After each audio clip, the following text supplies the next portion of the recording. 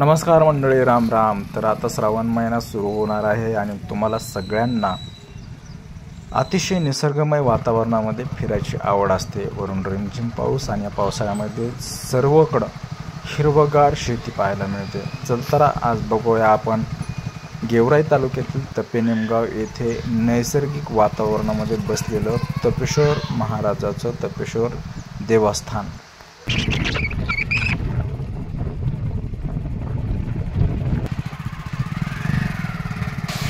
मित्रांनो, यंदा सुरुवातीपासून चांगला पाऊस आहे आणि परिसरामध्ये खूप हिरवळ पाहायला मिळते।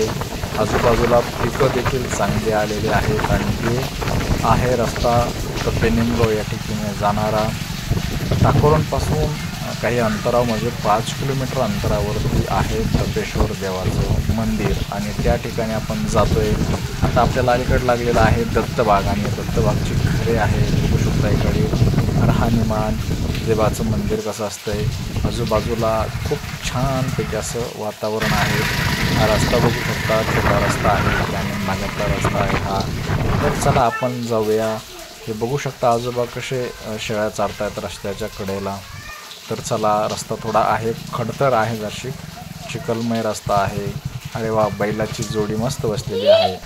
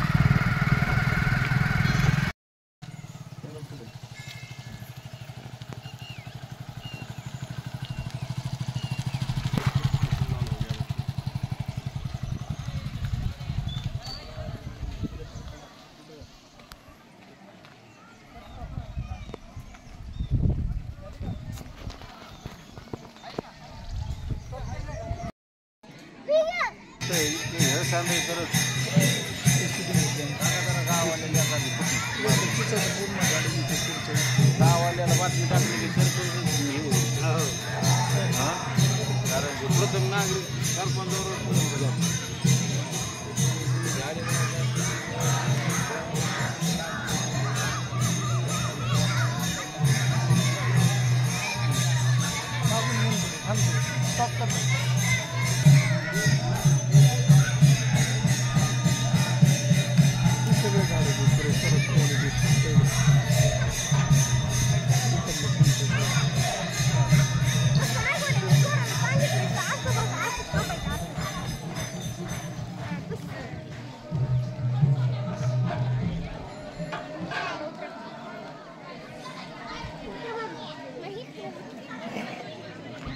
गोदावरी नदीच्या काठावरती अतिशय निसर्ग अशा रम्य वातावरणामध्ये हे तपेश्वराचं मंदिर आहे। आपण बघू शकतो आजूबाजूला झाडे आहेत मोठाली आणि अतिशय निसर्गरम्य वातावरण पाहायला मिळते।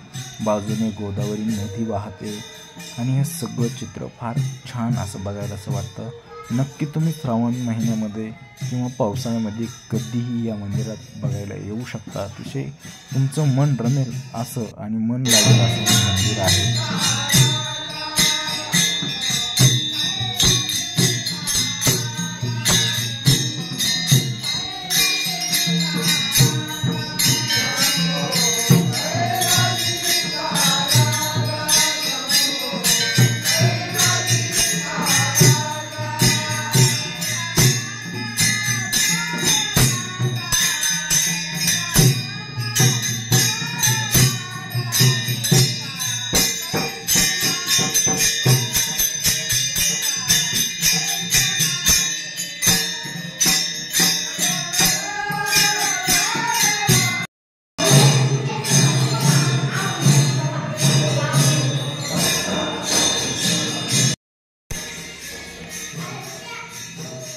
या मंदिरामध्ये अतिशय सुंदर अशी महादेवाची पिंड आहे, तपेश्वर महाराजाची पिंड आहे आणि दर्शनासाठी भाविक भक्त मोठ्या श्रद्धेने या ठिकाणी येतात। आजूबाजूच्या परिसरामध्ये हे मंदिर अतिशय जाज्वल असं मंदिर आहे आणि आजूबाजूच्या गावातून येणारी लोक नदी पात्रातून येताना बोटीचा सहारा घेतात, जे की हे जालना जिल्ह्यातील लोक आहेत, भाविक भक्त आहेत, त्यांच्यासाठी हा पर्याय आहे।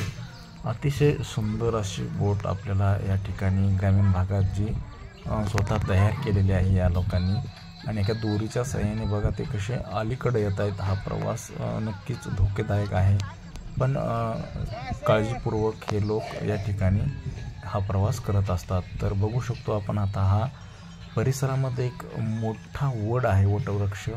जवळपास हा वटवृक्ष 20 गुंठ्यावरती आहे आणि तो वटवृक्ष आपण बघणार आहोत। तर या ठिकाणाहून आता डायरेक्टली आपण वटवृक्षाकडे जाऊ शकतो। तर चला आता आपण त्या वटवृक्षाकडे जाणार आहोत। चलूया आणि पूर्ण हा वटवृक्ष तुम्हाला दाखवण्याचा प्रयत्न करणार आहे।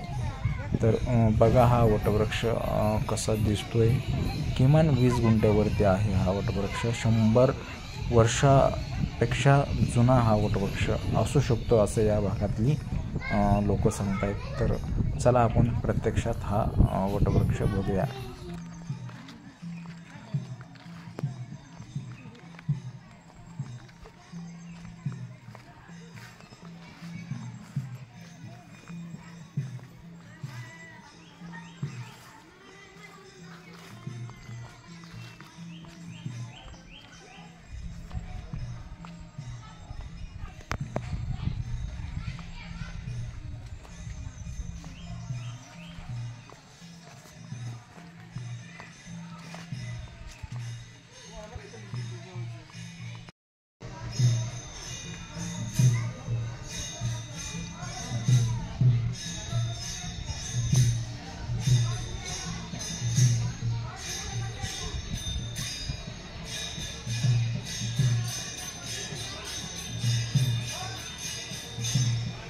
हा वटवृक्ष एवढा जुना आहे, याची जी काय व्याप्ती आहे, लांबी रुंदी खूप मोठ्या प्रमाणामध्ये आहे आणि याचं जो काय बूड आहे ते बूड देखील खूप मोठं आहे। त्याचा आपण विचारही करू शकत नाही। किमान असं 50 फूट आणि असं 50 फूट असू शकते आणि त्याच्या ज्या काही पारंब्या आहेत त्या पारंब्या देखील खाली टेकल्यामुळं त्या देखील त्याला मोठा आधार बनलेले आहेत। तर हे खरंच एवढा मोठा वड तुम्ही आतापर्यंत कुठं बघितला असेल नसेल, पण मात्र खूपच मोठा वड आहे। तुम्ही जर असा वड कुठं बघितलेला असेल तर आमच्या कमेंट बॉक्समध्ये नक्की कळवा की हा वटवृक्ष असा वटवृक्ष या ठिकाणी आहे म्हणून। खूप मोठा वटवृक्ष आहे।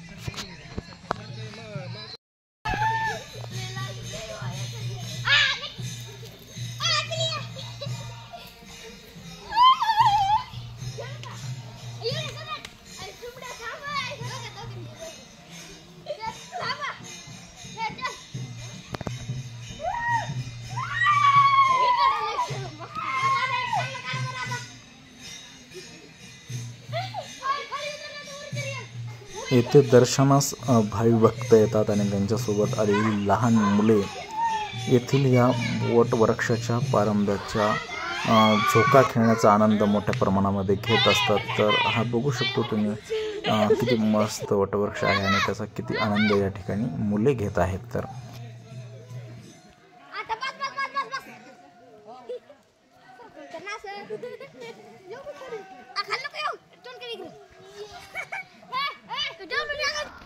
तपेश्वराचं देवस्थान अतिशय नैसर्गिक ठिकाणी आहे, निसर्गरम्य वातावरणाच्या ठिकाणी आहे। तर हे मंदिर तुम्हाला कसं वाटलं, आजूबाजूचा परिसर आम्ही तुम्हाला दाखवण्याचा प्रयत्न केला, ते परिसर तुम्हाला कसा वाटला आमच्या व्हिडिओबद्दल आम्हाला कमेंट नक्की कळवा।